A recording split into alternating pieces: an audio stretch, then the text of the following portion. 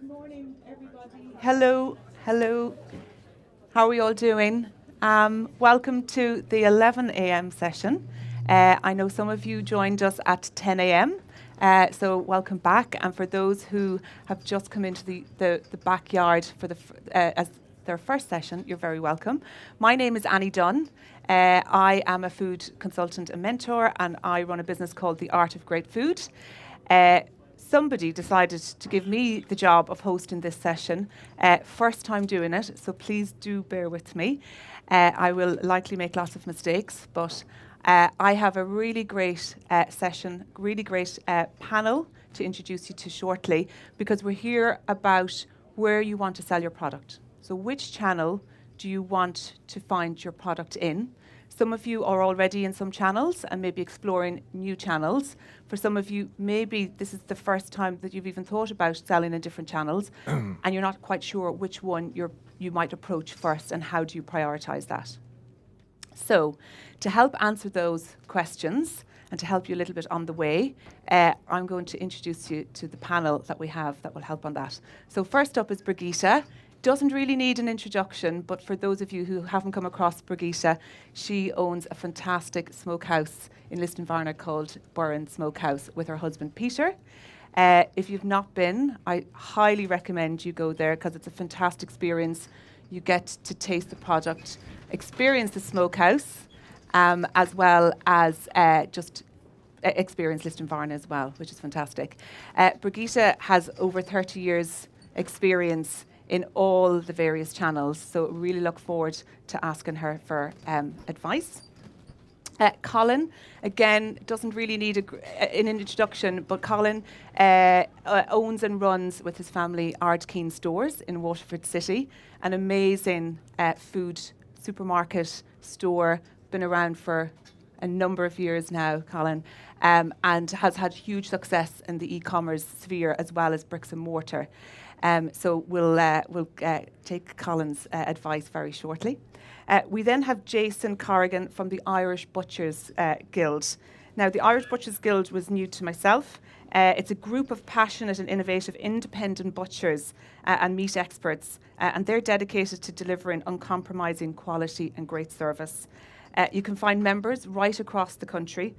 All of their members are experienced, they're knowledgeable, and they're really trying to hold on to those traditional methods, which I know in that industry were certainly been lost over the years. But he also runs 2 butchers himself in Drumcondra and Finglas, so we'll have some really good first-hand knowledge on what that looks like. We then have Laura, our producer's champion, for Bloss 2022, which does deserve a round of applause.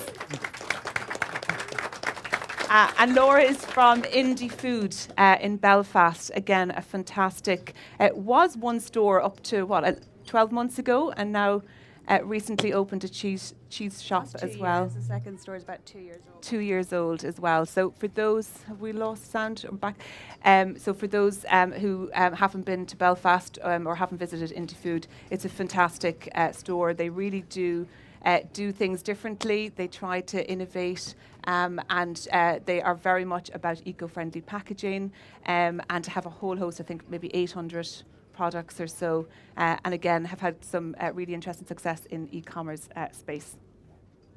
And then lastly we have Owen, who's head of retail sector for Bank of Ireland, one of our main sponsors of this year's event, and in previous years too.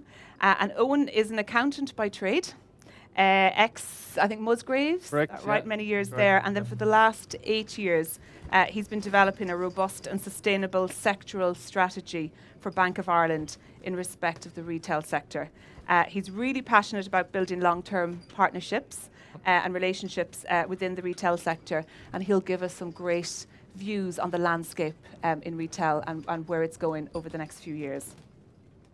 So a huge welcome and thank you for participating. I'm going to kick off my first question with yourself, Birgitta. As I said, you have probably got many years of experience in dealing and selling your brand in various different channels. What have been, I suppose, what's been your journey, and what have been your sort of big learnings in experimenting in those channels and then prioritising which one do you focus on, or do you focus on them all?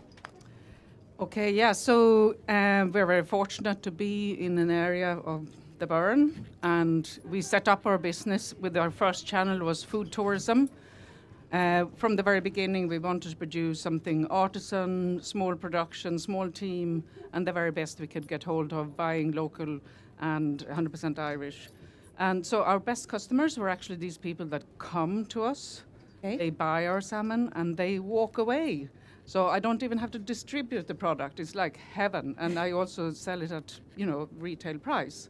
So that has been the basis of our survival, really, in a small village in the middle of nowhere, but center of universe because of Cliffs of Moher and tourism. So when we that was the starting part of our business model. And I suppose then, when people came from, a lot of international visitors came, passed through the Burren, tasted the salmon, and said, "Wow, this is amazing! Can you ship it to us?" And we said, "Okay, we'll look into that." This is 1989. We started in 1989, 33 years ago.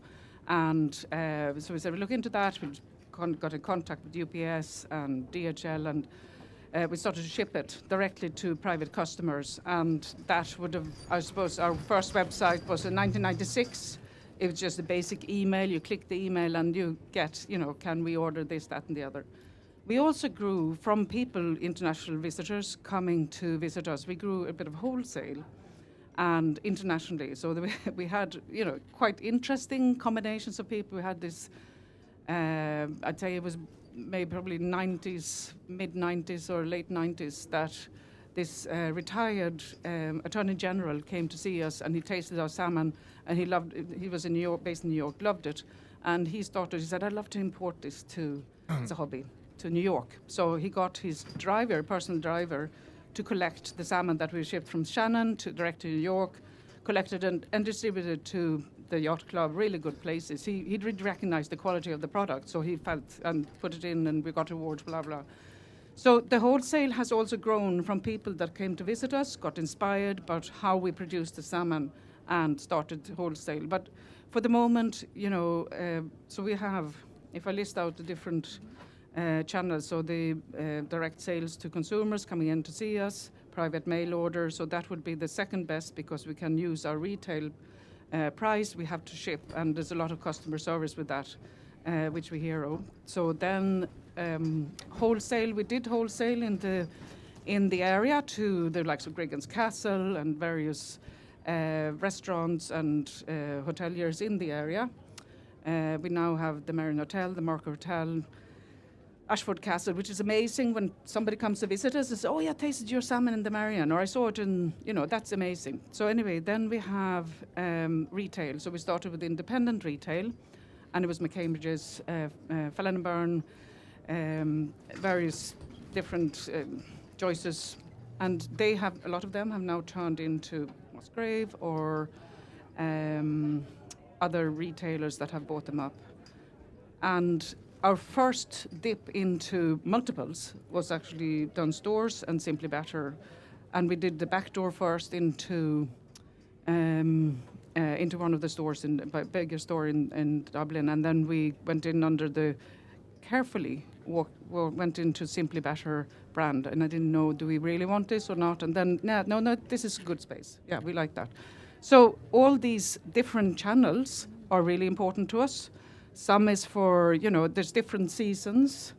It is challenging to manage them all, and some I put more energy into that I can, and probably mail order or website development, and of course our tourism. But in difficult times, it's really good to have a lot of different channels, because there was no food service for a while during COVID, and because we had experience with DPD and UPS delivering directly to private customers, our food gifting just mushroomed, particularly with Irish customers.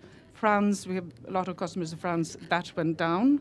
They couldn't come and collect, the products or whatever. So it's a constant changing. Yeah, absolutely. And I would say, maybe to wrap that one up, it's kind of two things I'm taking from your experience. One is to start small and get that channel right. So focus on how do you, tease out the logistics and get the little detail going, so that you've got a really streamlined customer service, and then move on to the next one. So to almost prioritise one at a time, but then also have a strategy where you're sort of spreading your business. So you've got a very sound business model, in case in one of those areas, whether it be seasonal or whether something like a COVID happens. Absolutely. You can, pivot your business. And also it's about branding. So my prices into food service, not really great, but to have our brand name on the menus, that's really valuable. So it's a form of a marketing exercise. Absolutely. And for people, for a while there, people couldn't get us in Dublin. It's like, we can't get hold of you, Dublin. And then we started to deal with Dublin, and now they can.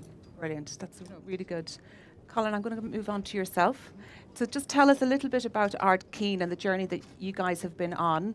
And I'm sure some of the producers are already in your store, but also I'm sure you're here with your hat on, looking for new brands and new products that maybe are gaps on your shelf at the moment. So two-part question for you.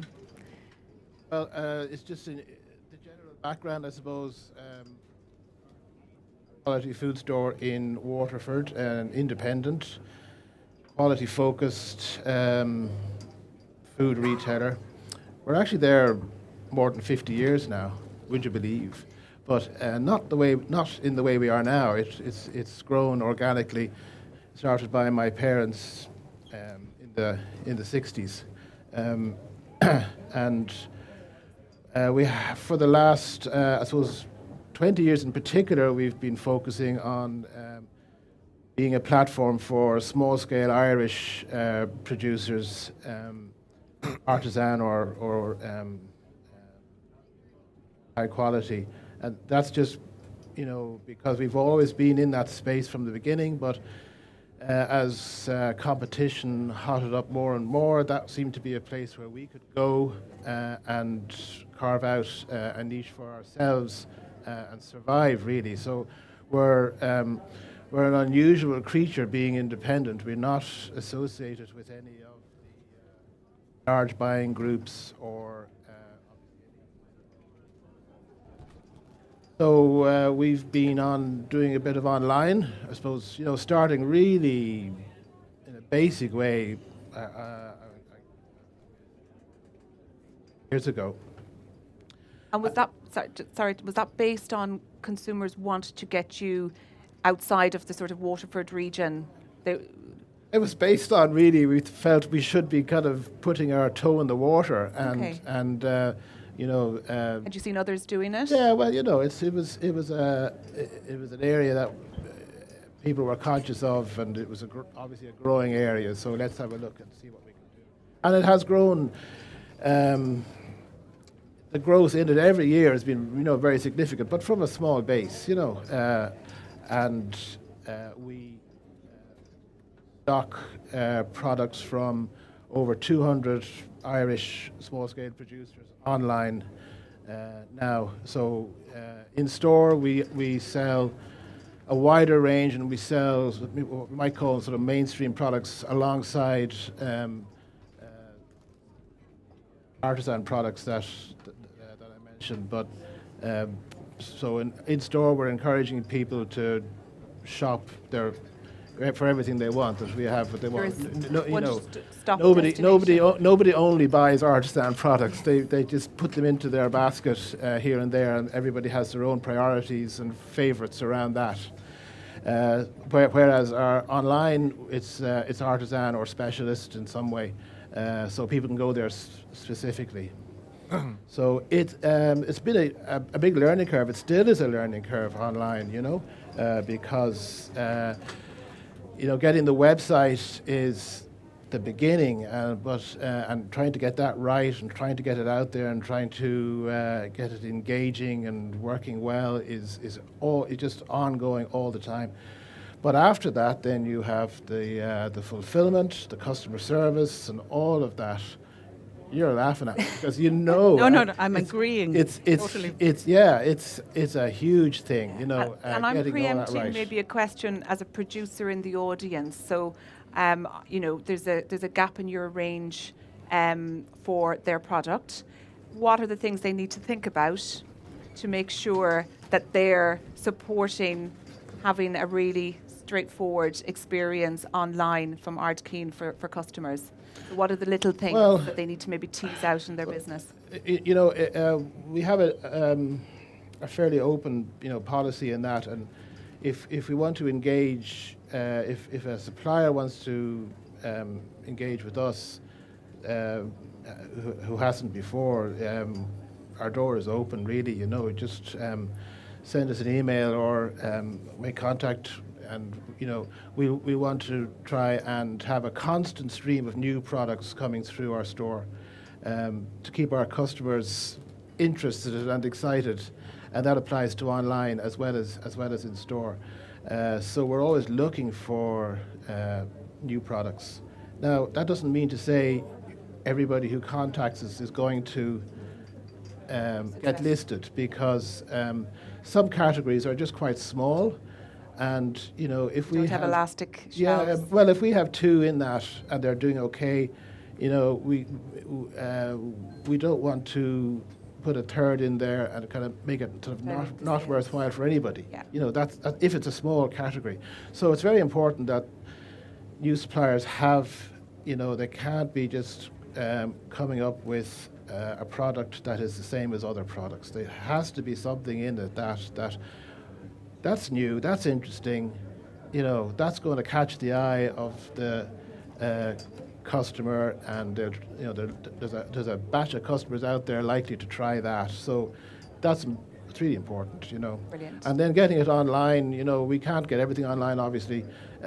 Just some Percentage of your products are online, Colin, and what areas do you focus on? Yeah, well, I would suppose about 60 to 70% of our artisan products, but some are just too perishable. Obviously, it's not going to work. But we do chilled as well, and frozen as well as ambient. So I guess if you're a new brand, a new product, thinking of getting into retail, I suppose Ardkeen is a great platform, as you said, Colin, to kind of feature your product and to sort of test the waters. It's one store as well. It's independent. You're sitting amongst other really great artisan food products, and we'll mind you. And you'll mind. Fantastic. So you're around for the weekend, Colin. You're going to be inundated now with pitches. Pitch to him. Pitch how your product is solving a need. James, I'm going to move on to yourself. And I guess I'm going to start by saying it doesn't feel like that long ago that, I really felt the independent butcher world was really closing down in every village. But there's been a resurgence, which is fantastic. And, it's great that the Guild is really championing that now. Tell us a little bit about the two stores that you run, firstly. So from a sort of owner perspective, what's been going on for your businesses over the last couple of years, and how can producers learn from that in terms of dealing with independence? Well, basically for me, I'm third generation butcher. I started off under apprenticeship with my uncle and grandfather, and then I took over a shop when I was only 22, my first shop, and I've had that for 27 years. And total change. I started off by myself in the shop. I've worked it up. Total change in butchering over the years. People want fast, ready-made meals now, and sort of lost that tradition along the way. But we found during COVID, people came back to the butcher because obviously they couldn't go out anywhere, and they realised they could have that dining experience at home. And that's where our members come into their own. You're able to go in and talk to the butcher and be explain. inspired. Yeah, totally be inspired, but totally they ask what to do, how to cook a product and stuff like that. And a great saying that we always say, you can't ask the shelf. You come in and ask the butcher and he'll explain exactly how to do and what to do. And yeah, so COVID's been really, really good for the butchers. It hasn't been good for other producers, but for the local butcher in the local town, we've exploded again, and we've brought back new traditions where people have learned to cook again at home, where they've lost that tradition because they're so busy in life, running around. Everybody's busy. And I've noticed the sort of shift in what butchers are selling now. So you mentioned value added. Yeah. So as a butcher, I guess you're looking for solutions in terms of seasonings and flavourings and marinades, etc. And then there's also another retail space outside of the counter where you're offering almost the total solution. So somebody might want the piece of meat, but equally they might want the nice marinade and they'll do it themselves. Oh yeah. So as a producer, is there an opportunity for some of the audience here to approach their local butcher, or a chain of butchers, or maybe work with yourself through the guild to give them access to their product being a solution to some of the butchers? Oh yeah, of course. Like we in our shop, we supply from everything from the start of your meal to the end of it, like your starters. We always have the vegetarian option. There's always a vegetarian in one family, so you have to offer that as well when someone comes into a shop. So you're not all about the meat No, anymore? not at all. Everybody is a vegetarian. The vegetable is the centre of Yeah, the plate. but then again, it That's goes with your meat interesting. and 2 veg. It's going back to basics. But yeah, that's. But yeah, like I'm big into barbecuing, so I would stock an awful lot of rubs in the shop and stuff like that. And it's a very simple concept, but there's a lot of producers out there who make rubs, and they could easily approach the guild as a group and come to us, and we'd quite happily stock it. Because again, during COVID, people were eating at home, and the big thing at home was outdoor dining, barbecuing, and people learned a new skill again. And just tell us very quickly a little bit about why the guild was set up. Why is it so important? It was set up, a group of butchers, set up basically of a WhatsApp group, and we felt there was no voice for the butchers. There was no one out there promoting the butchers, the local independent butchers. And we've built in, it's 3 years old really, and we have a social media guy who promotes us all the time. How many members do you have? 45, 50 members, Fantastic. from right up from Donegal right down to Kerry, in the north of Ireland as well. But there's always, someone always has a question, and there's always someone within the group who is able to answer that. There's a vast amount of experience in the group. And it's really there. But we're there for the quality of people as well. People realise when they see the Butchers Guild, they realise any member sells quality products. Yeah. Laura, I'm going to move to you now.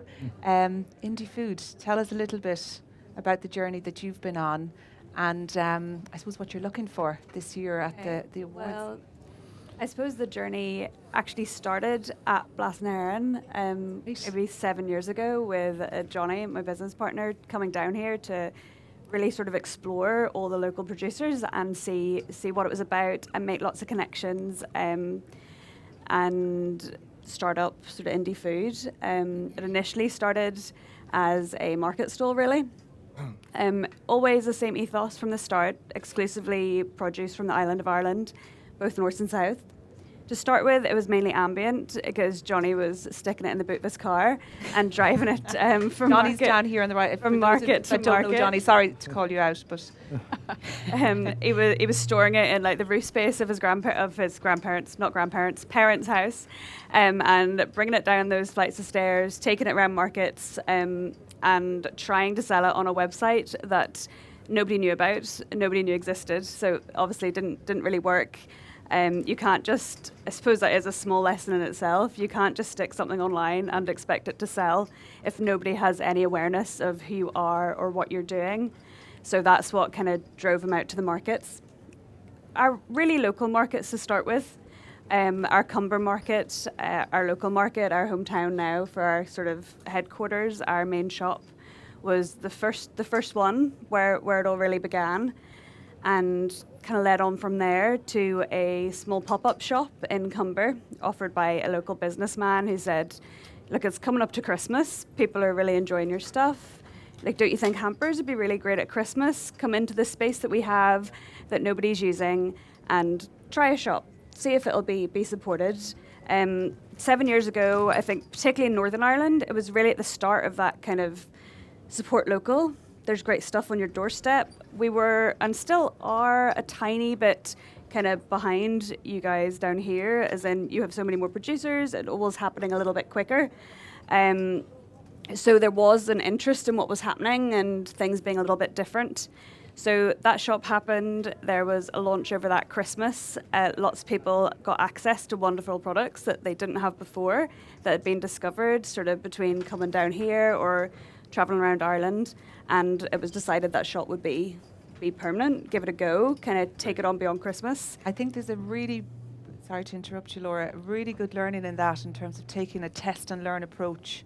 So sometimes you have to take the risk there was an opportunity there to go into a store. I mean, probably quite scary at the time, but still. I wasn't there yet, so it was Johnny's. It was great all, timing, Johnny. All Johnny's you know? risks. And also, like, if it didn't work out, well, at least you tried it. So I think that approach is brilliant in everything that we do. You know, test and learn and be willing to take the risk. And I think that's the accountancy brain and the sort of test things, take that a wee bit easy, and measured risks. It wasn't like, okay, yeah, this will be grand. We'll take on a massive store on the high street and see what happens, because I probably would have ended in tears. But small steps. Yeah, starting small steps, giving it a go, and sort of gently testing the market and growing from there. It was only really the following May that I then joined Johnny in Indie Food, and was like we're up in a roof space here. Can we get a real shop? Maybe we should go on to the main street in Cumber, get something a bit more purpose built, and really showcase all this stuff. Get a bit more space. There were more and more producers kind of appearing or approaching us, or that we were sort of discovering along the way. More and more customers giving you positive feedback. Absolutely, and the website was getting a little bit busier as our name was out there, just through social media and great support by press and things. So we moved into our shop that we now have in Cumber, which is it's our headquarters, be more kind of grocery store. We get everything from, we've got sort of a cheese counter and deli counter, really focus on cheese. We've got great cheese in Ireland and we love cheese. So we've got that, and then the new shop then is a cheese shop, mainly in Belfast. But that one in Cumber has pretty much everything. Everything from kind of a really great coffee, and spotting people in the audience, but you're all great because I don't shout anybody out. From everything from really great coffee and chocolate to gelato and your oils and your dressings. And so you can do a wee shop, not quite as kind of all-encompassing as Ardkeen. Yes, you maybe can't get all the bits and pieces, but just sort of your food products, your local Irish food products. And for the producers who don't stock or aren't stocked in your store or two stores now, how do they go about that? Just get in touch. It's always great in person. I know we're so far away from a lot of people in Belfast, so this weekend's a great opportunity. Come and grab one of us and have a chat, or send us a message on socials or an email. Just say hi. It's a good opportunity here because it is always good to try a sample. There are so many products now, and sometimes people will get in touch and just be like, oh, I want to get on your shelves. Here's my price list. And is there anything specifically, Laura, that you have on your wish list? Is there anything that maybe customers are asking for that you still haven't quite found the right brand or the right product? Can't think of anything specific at the moment. But it's everything. There isn't really. I can't think of a category in my head where I'm like, no, I don't want to hear from you. I don't want to know about your stuff. If something's really, really good, there's space for. There is space for everybody, and that's the charm of it. We do have the room, particularly in the bigger store, for that. Back to you in a second, Laura. Owen, tell us a little bit about the landscape in retail at the moment, and what's happened, because we've had, it's really changed. Yeah, because of COVID, because of Brexit, lots of other factors. What's been driving it, and what does the future look like for us? Oh, thank you, and welcome everybody to Kerry. I can say that as the honorary Kerryman here. And when I think of the retail sector in Ireland, I think of a famous Kerryman, St. Brendan, and a story that I heard previously around St. Brendan, and we feel like we're on St. Brendan discovered America. It wasn't Christopher Columbus, it was St. Brendan. It feels like we're on the boat here. It's shaking so much at the moment, but when St. Brendan landed in America, seemingly, he got off the boat, he gave a look around, and he said, "It's a grand spot, but wouldn't be a patch in Kerry." And when I visit stores in the UK, in Europe, and internationally, that's something that resonates with myself. What the standards we have here in Ireland, they're world class. They're absolutely world class, and they can stand shoulder to shoulder with anything internationally. And look, that's a testament to the likes of Colin, to Jason, to Laura, and to producers like Birgitta. And I'm really fortunate in my role. I'm visiting retailers every week, meeting them in the 26 counties, traveling around. And I suppose the most progressive retailers, what they're focusing on, there's probably three key areas, and it's continued, be it through recession, be it through COVID. They're focusing on three areas, and it's no coincidence that international studies that have taken place around what consumers want and what brings the consumer back into the shop are these three areas as well. And it's service and standards, number one, accessibility is the second one, and value is the third one. And I suppose to delve into the three of those areas where the focus is at the moment, in service and standards, it's all about the people that are working for you. They're your brand ambassadors, so it's investing in the people. And at the moment, it's a real challenge across all sectors, is recruiting the right people and retaining the right people. And I think that retailers at the moment, they're realizing that they need to invest in their people more and putting development plans in place so that their staff can see this is a career for me. Retail is a career for me. There's opportunities in retail I can develop, and I feel a real sense of ownership with the business. So they're doing that, that's one. And then on the other side, it's around investing in automation. And that might seem counterintuitive, you know, that you're automating, but retail, there's so much drudge work in retail. So if you can automate the process, that means you've got more engaged staff, they're happier in their job, and if your staff are happier, better customer service, which leads on to people wanting to come back into the store. So that's one of the key areas. Accessibility, then we've spoken about the different channels, I suppose, around online and omni-channel and in-store. And I think the retailers are recognizing that, you know, you can't have either in silos anymore. They're completely interconnected. And Colin, you touched on that, where you need to be able to, I suppose, look at your business and say, right, my online now is a brand. It's a window into my brand. It's a window into my store, into the offering that I have. And during COVID, people were rushing. They were rushing to get online really, really quickly. And I suppose what happened was it became really transactional in terms of it was very much we get something out there, but the same level of service and standard that you get from your store wasn't in the online experience. So people are recognizing now that level of investment is needed in it, you know. It's seamless. Oh, completely. It has to be, yeah. Store. Yeah, it has to be seamless. And I suppose what we're seeing is that for people, you know, across all of retail, not just in grocery and food, people were going the whole way through the process, coming to the end and saying it was out of stock. You know, it was the old computer says no type of operation, which we don't want. Experiences. Yeah, we've all had it, you know. Whereas now, the progressive retailers are recognizing, look, there's an opportunity here to use our store and use the online, both of them working in tandem together, fulfilling appropriately, making sure the returns can be done seamlessly. You don't have to charge for returns. You can get next day delivery. All of those good things, you know. Brilliant. Thank you, Owen. I'm very conscious of the time, but hopefully everybody has taken a couple of nuggets away from our panellists. We're going to open up the floor now to questions, because I'm sure there are numbers and numbers of questions, and I'm looking to somebody to maybe throw out the first one. Brilliant. Vivian, just there at the front. Yeah. Hi folks, how you doing? Hey.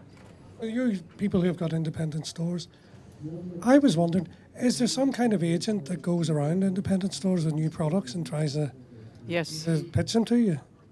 Because I was thinking to myself, how, you know, other than getting my 11-year-old daughter to sit down with a computer and get a whole list of delicatessens and butchers and all over the 32 counties. Yeah. Is there other people who do this? More efficient approach. Aye, you know, my daughter's very good, but she's only 11. I don't quite understand it. I think you might find the sales for 11-year-old work. Let's imagine, say, for example, if I were a salesperson representing a number of independent producers, and I would go along to one of these guys and say, look, there are these 10 products. We work with Taste. We have a specialty food shop in, you know, which tourism related, so it's very much happening in the summertime. With Taste, come to us and have a range of products. So there are, I think, a number of ones. But, you know, the West Coast is not for the faint-hearted. It's a lot of travelling. But they have quite a large, you know, it costs a bit more. Of course, they have to put on their, you know, their percentage for distribution. But with Taste is a very good one. And, you know, I have a combination of I buy directly from source, depending on if it's volume or if it's more smaller amounts that I get on a regular basis. I would work with Taste. So, but that is, for the West Coast, is really good for me. But no, we're I suppose in a way that links into your distribution channel as well. If you're making something in County Donegal, how are you going to get it to where you want to sell it? If you want to sell it, say on the whole island of Ireland, for example. So it's probably a good idea to think carefully about that, and to link up with some distribution company who you feel is compatible with your values. And so as part of that, then at least that rep, we'll say, will be calling in to shops, and that will be one way of getting your product, getting the retailer conscious of it in the first place anyway. But you really there is no substitute for the personal contact from the supplier, from the producer. We would like you to stock our product. Can I send you a sample, and can we talk about it? That's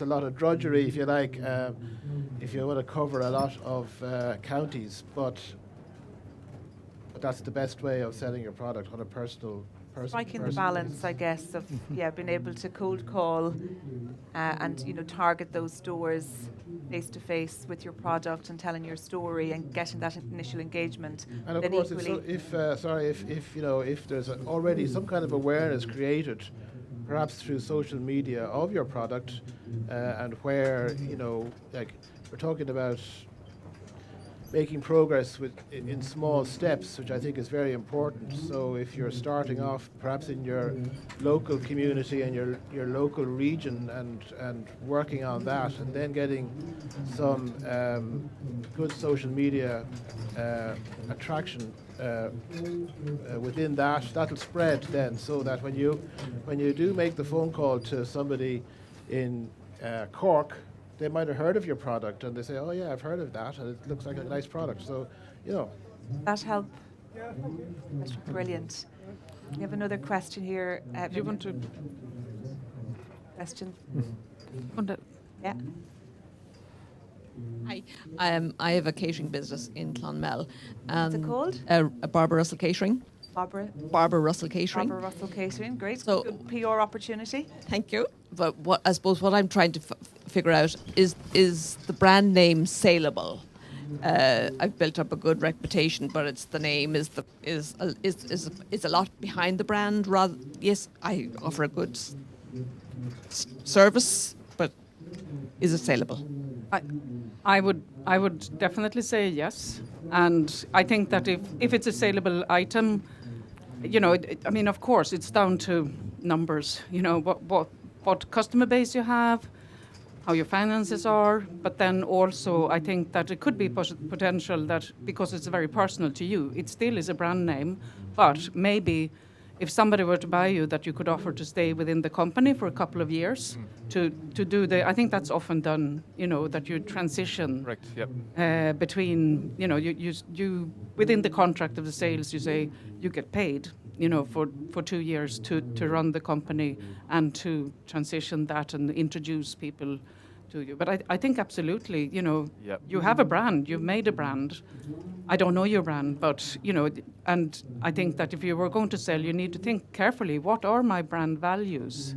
What am I really selling? And maybe get somebody from outside as well, because it's difficult to see yourself. We often say, oh, who am I? But that to really, to get your best buck for, the best money for what you're selling.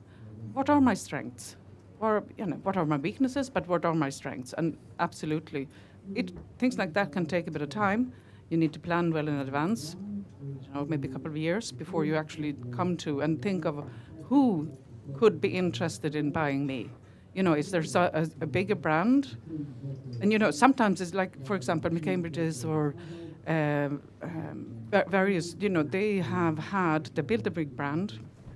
Musgrave saw the opportunity, and I think that McCambridge's were possibly, I have nobody here from here, but I've just known that this is happening, and that could be, wow, electricity prices, everything. This is getting a very difficult environment, and it's time for us. We haven't got anybody coming on, succession, whatever, but it can be really a great thing, and you're sought after. But that's not always the case. But you need to bring yourself out there.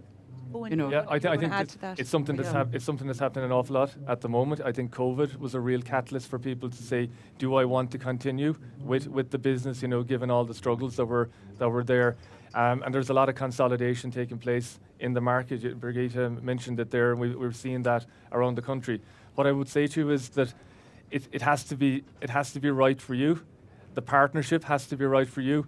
You obviously, if you've built a brand, you want the legacy for that brand. So the partner it's not necessarily the best price. Sometimes that's what people want, is want who they can work with into the future, who their staff can work with into the future, the relationships that they've built, and the people the customers that they've engaged with. Will they still get the same service? You know, that's really, really important for people.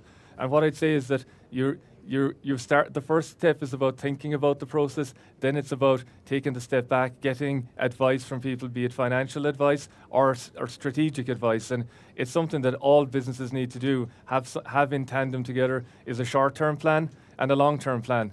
And making, because you won't get to the long term without the short term, and vice versa. So you have to have both of them running in tandem together. But outside advice is key, and then I suppose knowing the value of your business as well, because at the moment, in terms of the pressures that are there, you rightly spoke about energy costs and consumer sentiment being down. There's an onus on some people to go, right, in terms of value, we're going to lower the prices now, keep the sales level. But you have to think of the longer term. What does that do for the overall value of your business into the future? So it's about keeping that in mind, and I suppose preserving your own value and the value that you place on all the work that you put into the business as well. Brilliant, Owen. Thank you so much, and I'm sorry to jump over you. I'm just getting a nod that we're running out of time. Unfortunately, God, that session flew by, didn't it? Vivian, have we time for one more question? Is there any other burning questions? Really quick one. One quick one. Introduce yourself. Yeah, Clodagh Davis from Naturally Cordial Limited. Welcome, Clodagh. It's not actually a question. It's much more one of the things that hasn't been said. But when we were talking about social media and getting yourself out there and meeting people, this entering Bloss is a brilliant thing to do. It's the best platform for social. I think I met Johnny here. Social on many levels. Yes. And I met Johnny here many years ago. Brilliant. And they stopped me. And obviously, Colin is here. It's time I've had a little catch up with Colin and Anne. And of course, if you have a label on your bottle, a finalist label, for me, it was always, like the pat on the back. I've got a good product. And I'd like to ask the producers and the people who buy, does that make a big difference for them? If somebody comes to you with a new product and it has a finalist label on it, are they kind of already thinking, I'm probably as a producer, having the Bloss finalist label on your product, what has that done for your brand over the years? Well, it just have this independent judging of my product on a continuous basis. I can't just kind of say, oh yeah, I got an award back in 2011. Some people do, but it does look a bit naff. You really have to have that continuous, yes, it's still okay, my quality is still okay, I'm buying the same produce, and I mean, of course, it is interesting because taste is subjective. So sometimes the taste doesn't sit within a certain framework or even timing. Maybe you're too early with your product or past it or whatever, and then it's an opportunity to say, well, maybe I need to tweak this a bit. And we are all competitive people, and it's kind of, I didn't get anything this year. What can I think up? Most of my range of products have come from, I want to get something, I want to get an award for this. What can I dream up? And you just don't know all the time, but that's exciting time as well. And, coming up with, it's a platform for innovation, definitely. Sure is. Brilliant. That's brilliant. Vivian, I think we have to cut it there. Just to say, hopefully people take away a couple of nuggets from this session. There's lots more sessions ahead of us today, but just also to say thank you to Birgitta, to Colin, to Jason, to Laura, and to Owen. Valuable, really valuable information in there. Thank you again. Thank you. Thanks, Andy. Okay. Thank you. And our next huddle is at 12 noon, so a couple of minutes.